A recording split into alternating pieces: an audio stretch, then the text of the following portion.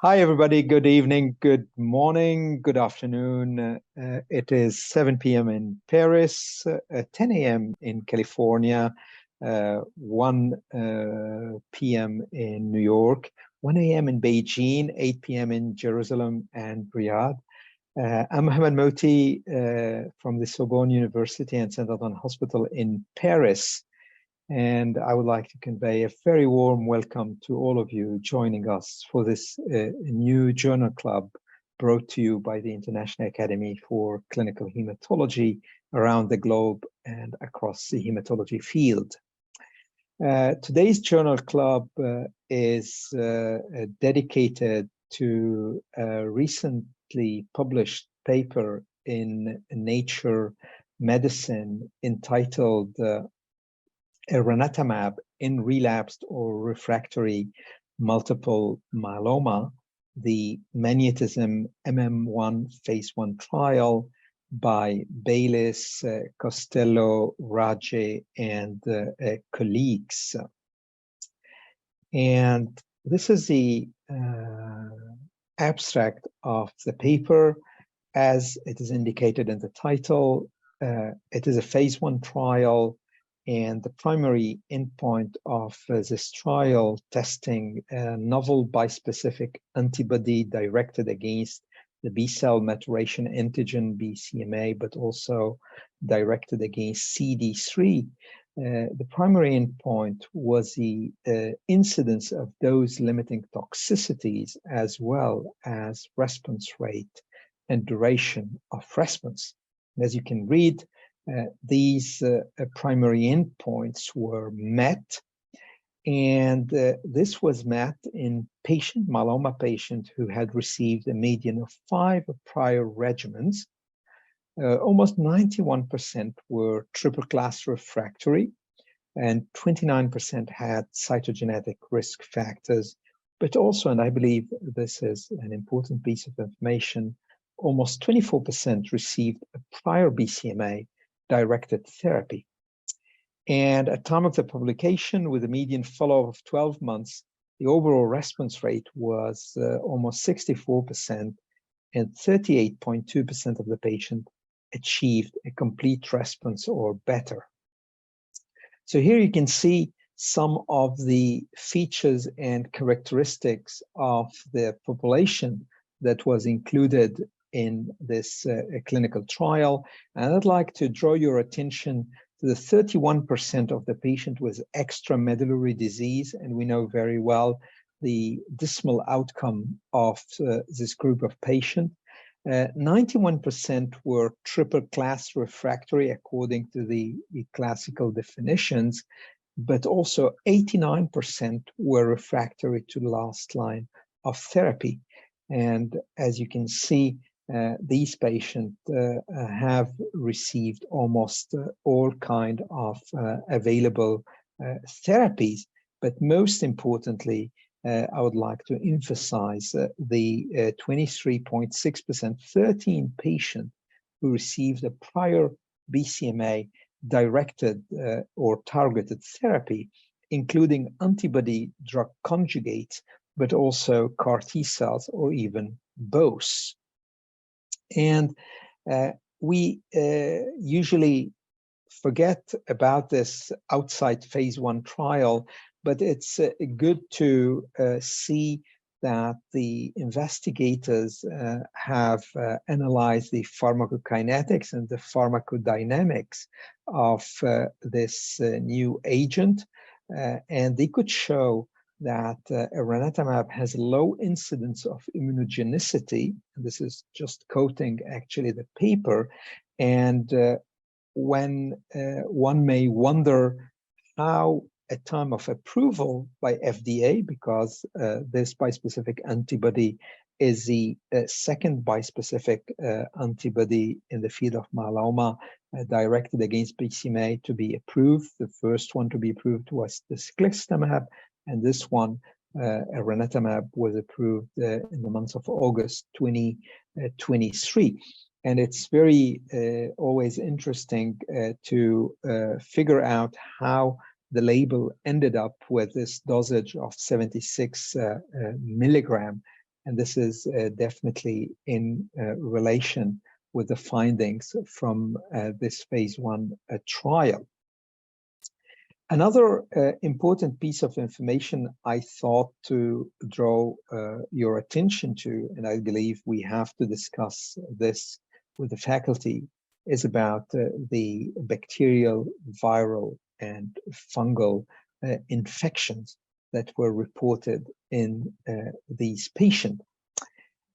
I really liked this figure from the paper because everything shown in light or dark blue is definitely about those patients who are really very good responders, including 27% of stringent CR, 11% of CR with a total of 38% of CR, stringent CR, and an objective response rate that was a primary endpoint of the trial, 64%. And actually, this is almost the same figure that was achieved with the registration trial, the other MagnetisMM-1 trial. This was the MM1 trial. And again, another elegant figure from this paper was this one showing the outcome of those patients who actually achieved CR or stringent CR, and this has been continuing over time.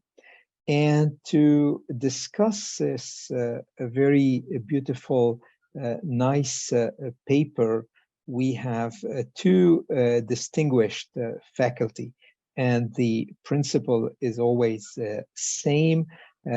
One faculty is a non-co-author, and this is Dr. Francesca Gay from the University of Torino. So thank you, Francesca, for joining us today. And the other panelist is a co-author, and I would like to congratulate her and all the investigators for this beautiful paper.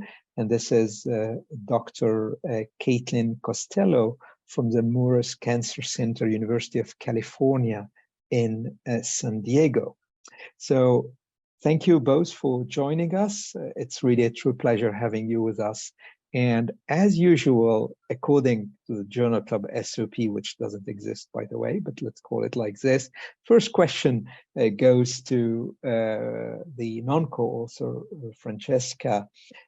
Just your general feeling when you saw and read this paper, Francesca. So first of all, thank you, Mohamad, for the invitation. It's a pleasure to be here. Regarding the paper, I think this is a very nice and very important paper. There are some points that I liked to highlight. One is that we are really looking, as you showed, to a heavily pretreated population of patients, which with many agents has a rate of response which is around 30%, while here we are going up to 65%. This is in line with the response that we can achieve with this class of agents, which are the bispecific antibodies, a response that can also last. We have good median PFS and median duration of response. Sorry.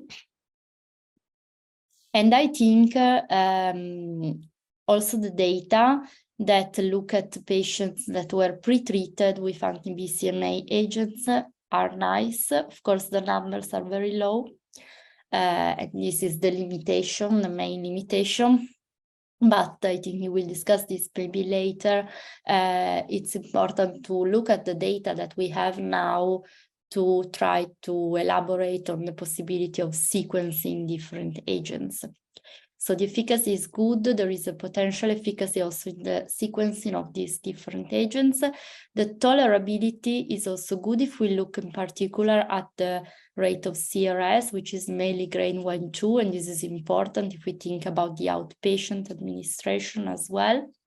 Of course, we have the issue of the infection that needs to be acknowledged, and I think there is a learning curve regarding this. So we are learning how to prevent and how to manage the infections and how to further improve the safety profile, which otherwise is really good.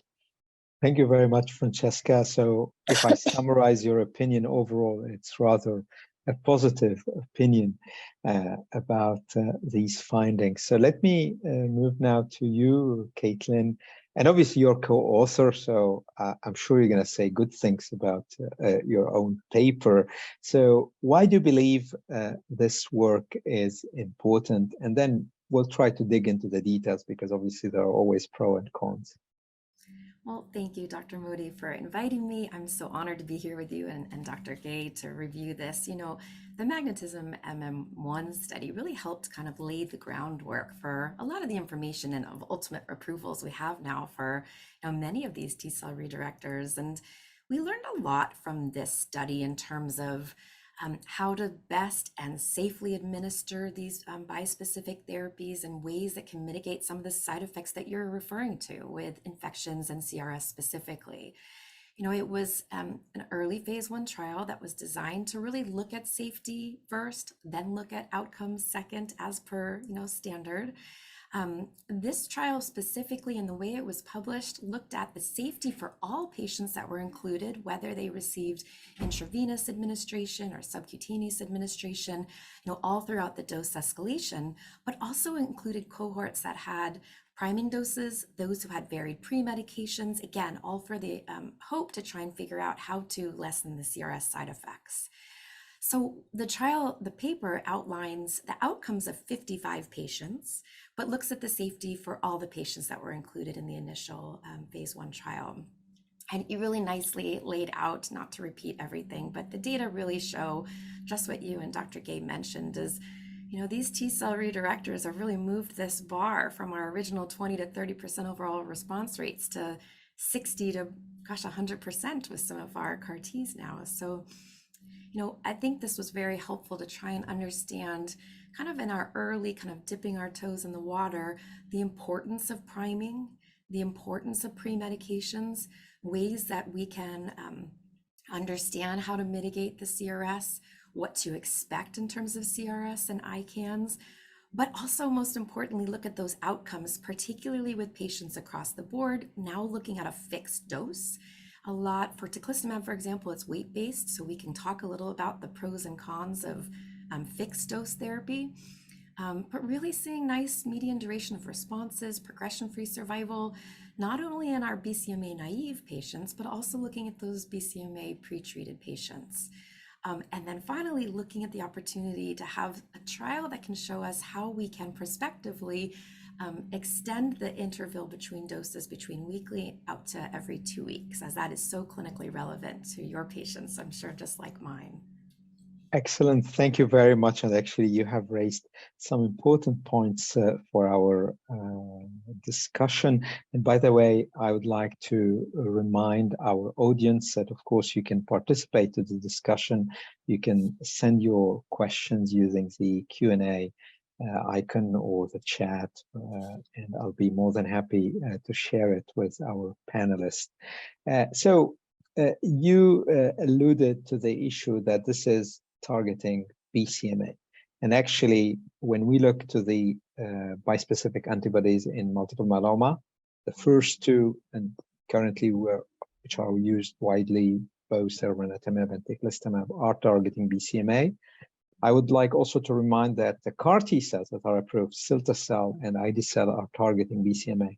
So Francesca, why BCMA and this BCMA pathway seems to be very important, although I must acknowledge that we have now another bispecific antibody targeting GPRC5D, which has been approved, talquetamab. But why this focus on BCMA? What is important about this molecule and this signaling pathway? Yeah, I think there are at least 3 points. One is that it is highly expressed on the plasma cells, both the normal but also the tumor where the expression is the malignant one where the expression is very high, and the expression is instead very low on the other tissue if there is no or even no expression, which is the reason why we have a very limited off-target activity of these agents. And this is, of course, important in terms of toxicity. Then the BCMA is also important for the survival of the tumor cells. And this is the other key point, because probably it explains the great efficacy of these agents that go against the BCMA, and also probably some of the more intensive, let's say, adverse events, such as the rate of infection, because we have a real B-cell aplasia and plasma cell aplasia, and very low levels of IgG, particularly in those patients who are receiving anti-BCMA agents, while the rate of infection, as you know, for the GPRC5D, which is another target expressed on the plasma cells, is a bit low. Excellent. Thank you very much. So that brings me to the question for you, Caitlin, and please don't hesitate to call me Mohamad. No need for Dr. Mohty.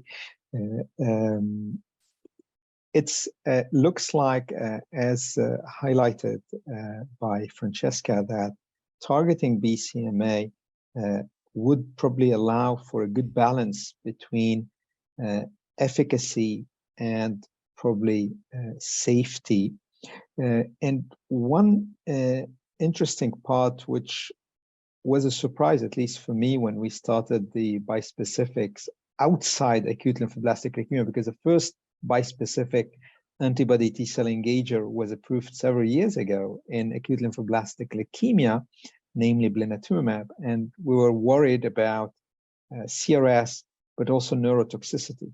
And it looks like that using BCMA as a target and in myeloma doesn't seem to be a big matter of concern. The incidence is high for CRS, but the severity they are quite mild or moderate, and there is little, if any, neurotoxicity. So how do we explain this, Caitlin? It's a good question, and you're so right. I mean, we've certainly seen the neurotoxicity associated with CD19 CAR T cells in particular, not only with the blinatumomab, and we've had the good fortune that with ida-cel, with cilta-cel, and with these bispecifics all engaging BCMA to see that it happens, but not to the same severity. There was, I know, an initial concern that BCMA may be slightly expressed on the neural crest, which may be important for some of the neurotoxicities we've seen. And we've kind of start to understand that some of the incidence of those toxicities may be increased, potentially, for example, with cilta-cel, maybe because of the capacity for that dual binding. I'm not sure the story is completely told here entirely. We know that the T cells are causing the CRS. We know that there is cytokine kind of activation that's happening in the CNS just the same. But we've been able to enjoy kind of the good fortune of limited neurotox with our BCMA targeted rather than the CD19 specifically. Excellent. Thank you very much. One question, and guys, I know you're already sending questions. I'll take care of them. Don't worry. Francesca, one question, because we're talking about the side effects. Initially, again, the concern was about CRS neurotoxicity. I don't believe the issue of opportunistic infections was really anticipated, at least in the beginning. So what is your take on the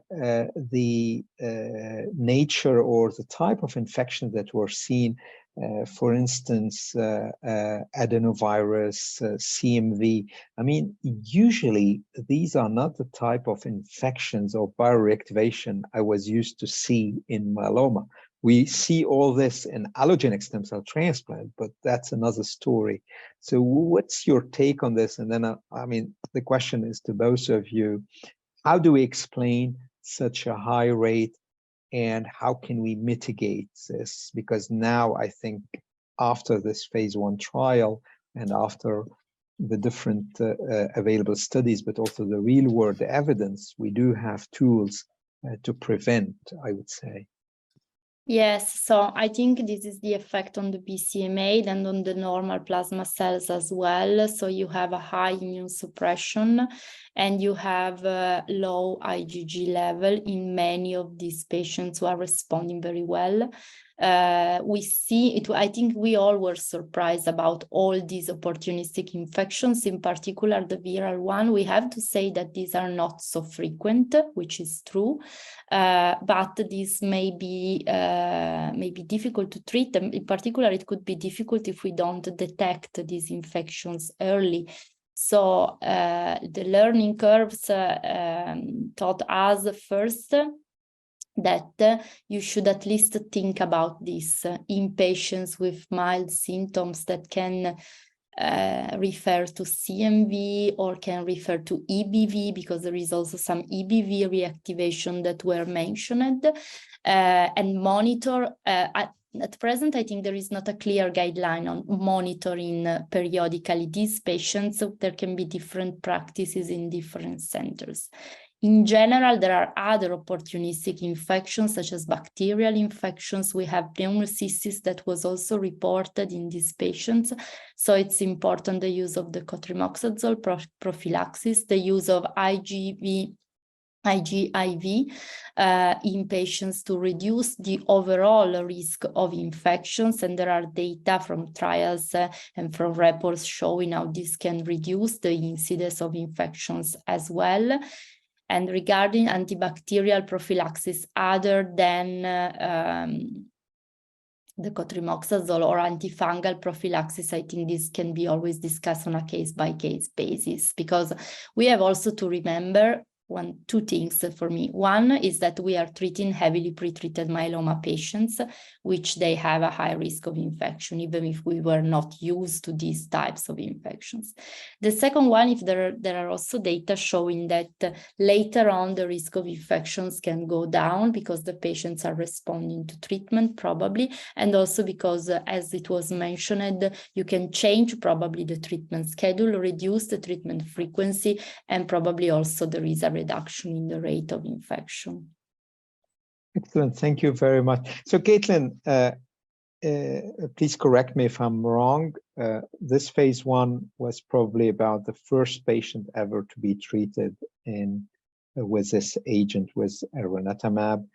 So what, in terms of infections, what did you learn since the first patient and now, I guess, where you have dozens of other patients? I mean, when I looked at our own practice, the growth of the use of bispecific antibodies, this is like, an exponential growth, because obviously they are off the shelf, easily available, and relatively easy to use, because I agree with Francesca, it's like surgery, it's a learning curve. The more you do, the better you can handle and manage these patients.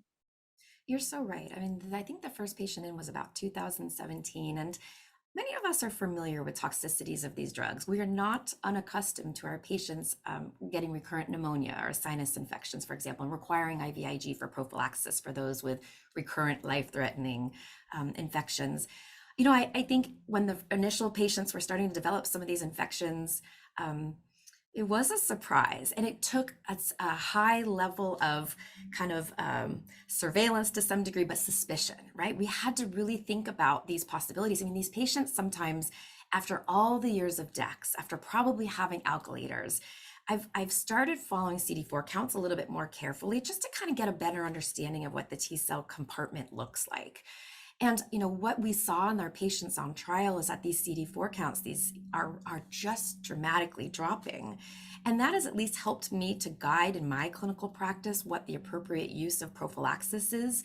And I've, to some degree, and you're right, Francesca, there are not great guidelines there, but just for the sake of learning, I think we're starting to think about, should we be checking some viral loads here and there? And certainly for anyone who has unexplained fevers or infectious symptoms that we're not unexplained for the meantime. So there has to be a heightened awareness for these patients, as they've come in so heavily pretreated. Their T cells maybe don't work all that well anyways. We're pressuring them so much more.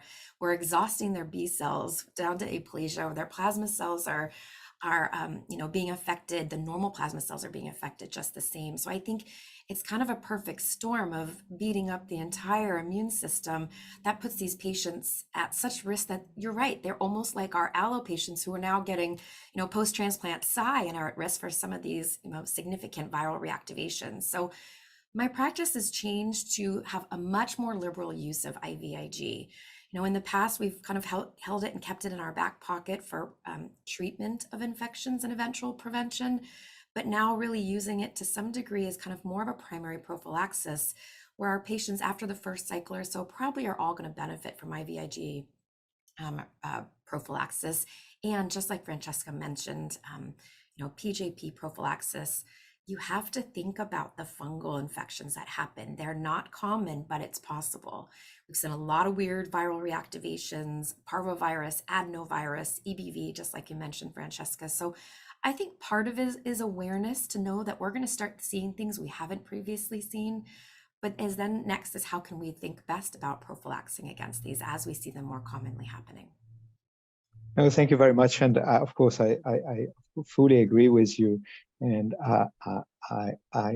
the story of hypogammaglobulinemia and the use of anti-BCMA therapies reminded me of something we learned at medical school, and we forgot usually about it quickly. The Bruton agammaglobulinemia, or the X-linked agammaglobulinemia, which is an inherited immune deficiency disorder characterized by the absence of mature B cells, and in turn it leads to severe antibody deficiency and recurrent infections. So it looks like that with our anti-BCMA antibodies, we are generating simply a sort of Bruton agammaglobulinemia, sort of an artificial model. So with this in mind, can you give us, Francesca, and of course you, Caitlin, some practical tips or guidance, things that you do in your own centers? I know there are some general guidelines being published here or there,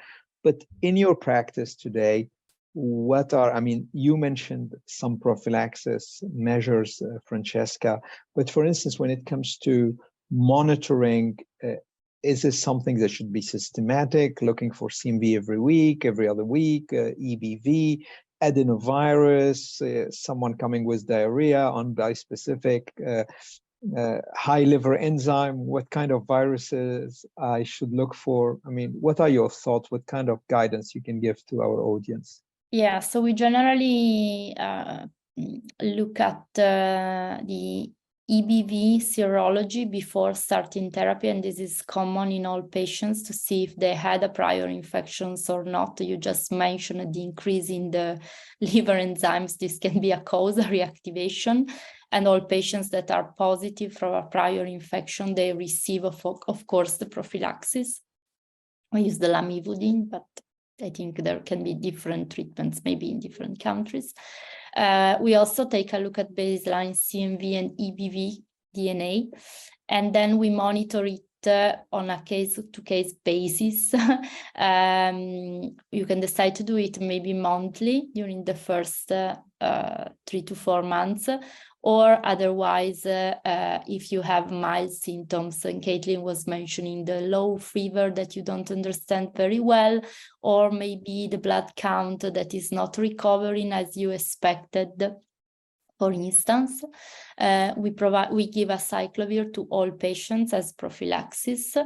And as I was mentioning, we give cotrimoxazole as prophylaxis to all patients that are on treatment. And then I think there is an aggressive monitoring of potential infections based on the symptoms of the patients. So particularly in the first months of therapy, and particularly in those patients that also can develop neutropenia as well, so that you have 2 risk factors for infections. But I think many tests are based on the symptoms to try to understand which is the cause of infection. Yes. Caitlin? I think one of the most important things we're going to probably find is that the importance of spacing out the treatments. I think as we are eventually getting to deeper responses, maybe we don't need to keep that continued pressure on the T cells, which then is probably putting these patients more at risk. I think we've understood that as teclistamab and elranatamab have been able to extend their intervals of treatment from weekly to every 2 weeks. And I'm hoping we're going to see, further extension beyond that to even monthly or perhaps fixed duration.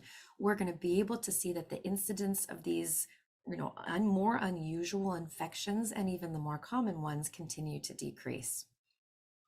Excellent. Thank you very much. And these are really very important questions. And indeed, in the registration trial of Elranatamab, patient were able to switch to twice per month after achieving a response, usually after 6 cycles roughly. But we have several cases of patients where we have extended, of course, off-label the duration of the cycle, and they are doing great.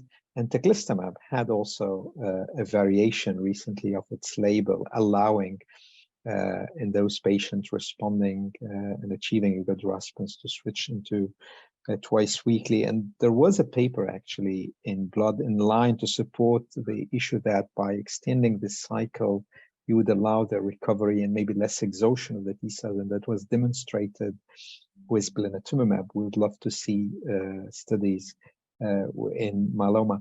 So one question about this, and it comes from both a physician but also a patient advocate who I know she's attending, is whether there are any indicators or markers of immunity one can use or monitor prior to initiation, for instance, CD4 count or any other marker. Obviously, I guess if they have active infection, we maybe wait and watch, but are there any clues about something else? Caitlin?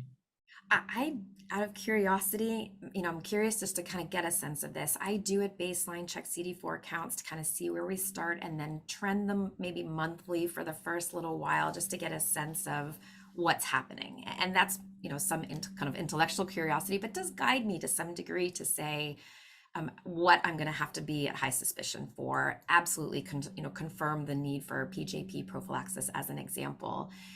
So I will always check a CD4 at baseline. I think we know our IgG levels are going to be checked just the same, and ANC levels at very frequent basis. So I think those are the 3 levels that are important to kind of monitor over the course of T-cell redirecting therapies. Excellent.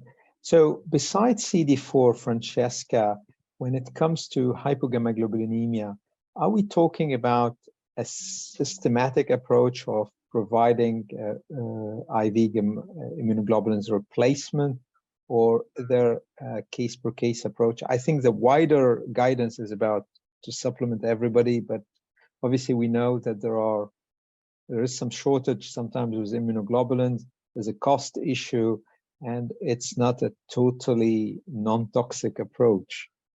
I think the general indication is to supply those people who have an IgG level that is below 400 milligram per deciliter. Then you may have different, probably reimbursement or availability in different countries. I think there is a consensus for these patients with the low level, and you should monitor them periodically to see that every time they go down, then you treat again the patient. So and then maybe you can play a bit on the periodicity, not every month, but every other month based on the level. Just to compromise, as you mentioned, in between the shortage and the... What do you think, Caitlin? I do the same thing. I think it's, there are 2 opportunities here. For the number of peer-to-peer calls I have to make with insurers these days, I think it's, we can do it monthly, but I take the same approach that at a minimum, I want to keep it above 400. Okay, wonderful. I think this is very clear. So Caitlin, in your introduction, you mentioned, and I think we need to be fair, we have 2 approved bispecific against BCMA, namely teclistamab and Elranatamab, which we are discussing now as part of this paper. And you alluded to, we have a few questions about whether the differences between these two agents, because both of them, will target BCMA and CD3. And you alluded to some logistical, maybe practical aspect with pro and con. So can you give us a short summary about your thoughts? And I'll ask Francesca the same question. Of course. I think what a wonderful problem we have, that we have two great drugs.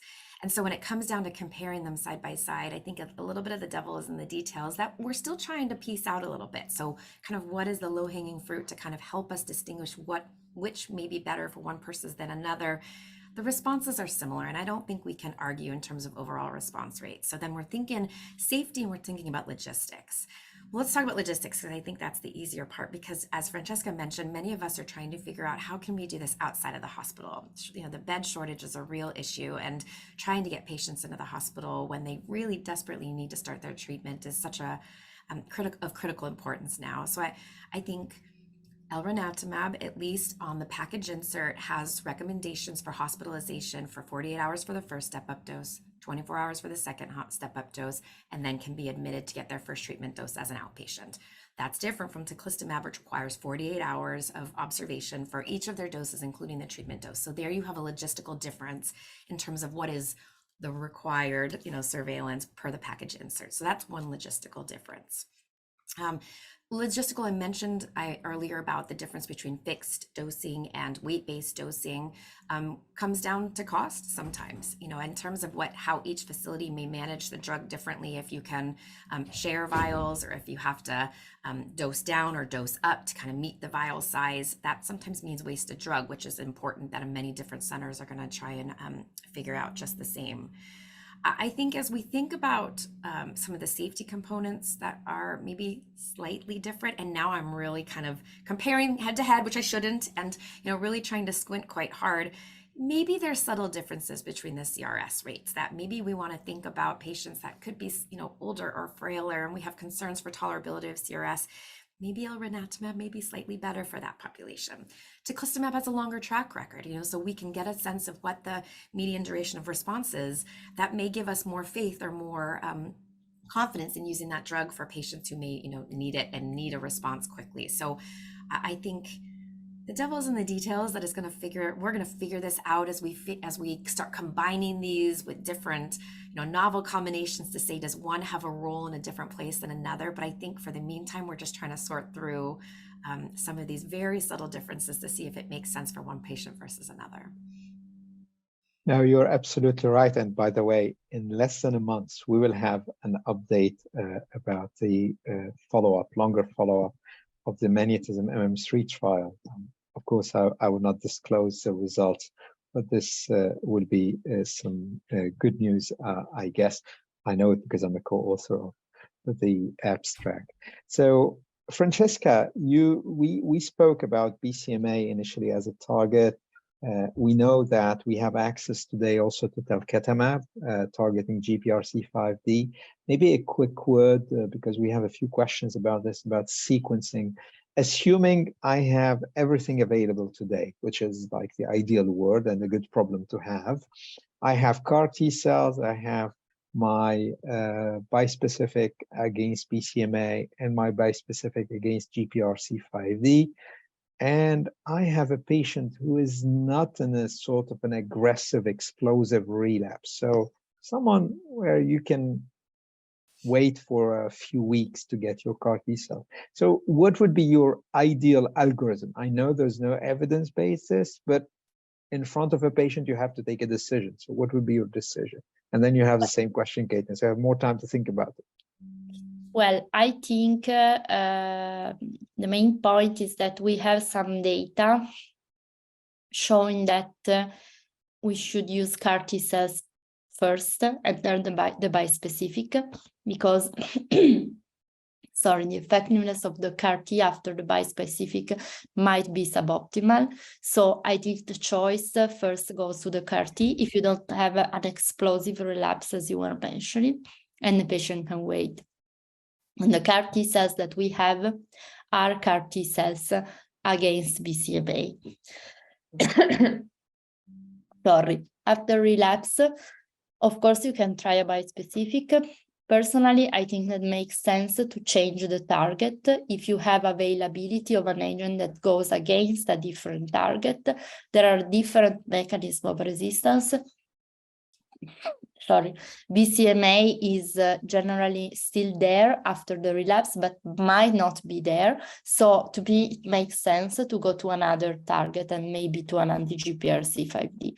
We have also good data anyway on the potential efficacy of bispecific anti-BCMA after CAR T-cell, after BCMA, particularly after a long treatment-free interval. So this is another factor that we should keep into account probably. Caitlin? Yes, I mean, I think in an ideal world, I'm doing a BCMA CAR T followed by a GPR BiTE followed by a BCMA something. And I think because we have this data with that sequence in terms of switching the target and then doing CAR Ts before bispecifics. Now, this is going to change, though, I think, once we have allo CAR Ts available to us or GPR CAR Ts available to us. And then I think it's game on to grab whatever you can as you can when you have it and in terms of what's in front of you. And also, which is the lesser of the evils when it comes to the toxicity, because the dysgeusia of the GPR bispecifics is not for the faint of heart. I mean, I think at this point, people are accepting talquetamab because they've spent so many years probably, enjoying long treatment-free intervals, or I should say long intervals without progression, and have had side effects that they've been able to manage with, that have not been deal breakers. But I think that dysgeusia is going to be a little bit more of a deal breaker for people. And so I think ultimately when we have two different targets with CAR Ts and bispecifics and auto CAR Ts and allo CAR Ts, all at our kind of disposal, I think that, and I should say, as they move up in prior lines, we're going to have a lot more conversations about what are the side effects that are deal breakers for people to help us kind of guide it a bit. Well, you're giving us some ideas for other journal clubs and ICH activities. So thank you both for accepting and being with us. Thank you for your thoughtful comments. And again, congratulations, Caitlin, and to you and your co-authors for this really beautiful paper published in Nature Medicine recently. And to answer the question of one of the attendees, yes, all the ICH activities can be viewed on demand, usually within 24 hours or 48 hours after the live broadcast. And here I'd like to thank you all for attending this journal club brought to you by the International Academy for Clinical Hematology around the globe and across the hematology field. So wherever you are, please stay safe and keep well. Goodbye. Thank you. Thank you.